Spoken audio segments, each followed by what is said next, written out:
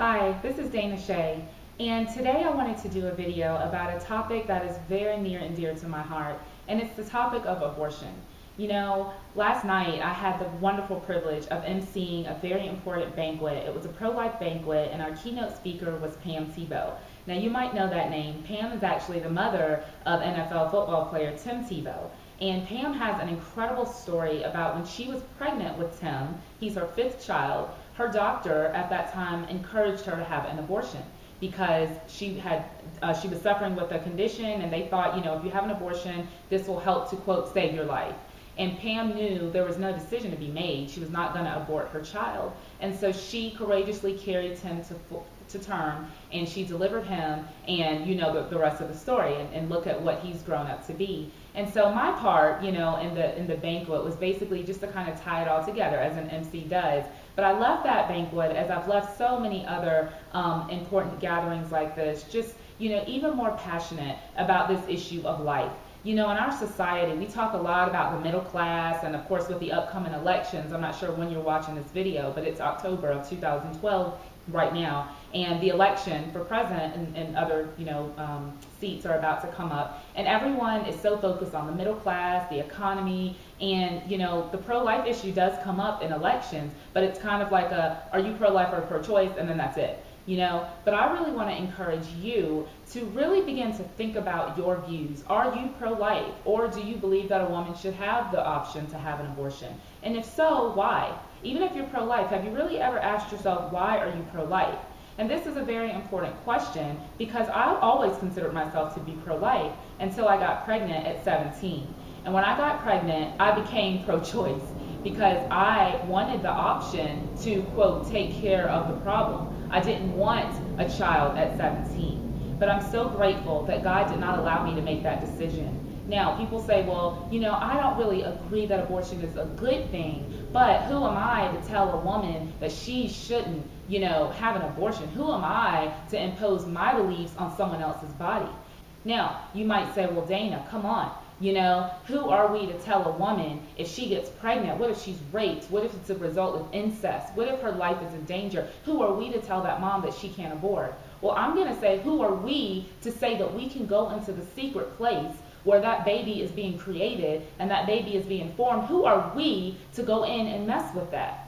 Now, I understand that there are tough issues, and I understand cases like rape and incest, but you all may not know this, but I was a counselor in a pregnancy center for several years, and one of my clients, I won't name her name, but she was raped. Make a long story short, she had gone over to a sleepover, she was raped while she was at the sleepover, and she became pregnant as a result of that.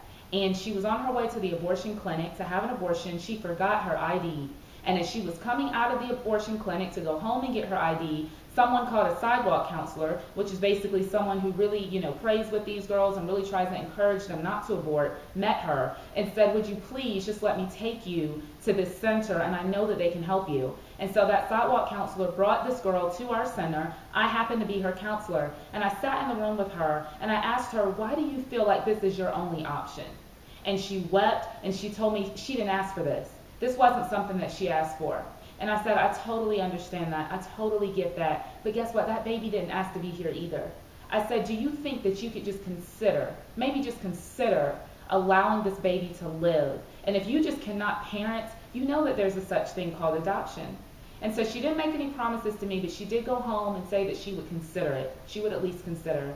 And I had the wonderful privilege of walking through that pregnancy with her. And when she delivered her child, she had something happen. I don't know what the medical term was, but something happened shortly after. She had a C-section, and she had to have an emergency hysterectomy. And do you know that at 19 years old, that baby that was conceived out of rape is the only child that this girl will ever have? And do you know that she came back to me and said to me, I am so glad that I did not abort this baby, because this is the only child that I will ever have. Now, is that an extreme story? Yes, it is. However, there are women every single day who have abortions and suffer in silence. Maybe you're watching me right now and you've had an abortion and you feel like, you know what, I've got to champion the pro-choice cause because look at what I've done. But I want to tell you something, that it's never too late to ask for forgiveness. And it's never too late to be healed from that. See, you may have been told that abortion is just a woman's choice, it's just a woman's right to choose and that's it, and that many women have abortions and they're not affected by it. But I want to tell you that that's not true. I've also walked with women who have had abortions and who have suffered for years and years and years in silence because society says it's just the glob of tissue. So what are you so upset about? But you know better, don't you? As a woman, you know that there was more than just a blob of tissue. And guess what? Not only do you know, but do you know that scientific research has proven that there is a live human being? Did you know that in only 21 days, the heart of a baby is beating? Did you know that only a couple of weeks later that it has its fingerprints in place? See, this is not a glob of tissue. And at the time when women are just beginning to find out they're pregnant, the baby has everything that it needs to survive. The only thing it needs to do is grow. So yes, this is a very important election year, as they all are. But it's really not about the election. It's really about you and your vote. Are you going to vote to be pro-life and honor our Creator, no matter what your religious beliefs are? You need to understand that you were created. You didn't just appear out of nowhere. Are you going to choose to honor your Creator? Or are you going to continue to take the stance that, hey, it's not my problem, not my business, it's every woman's right to choose? Because I'll tell you what, not every choice is a good choice.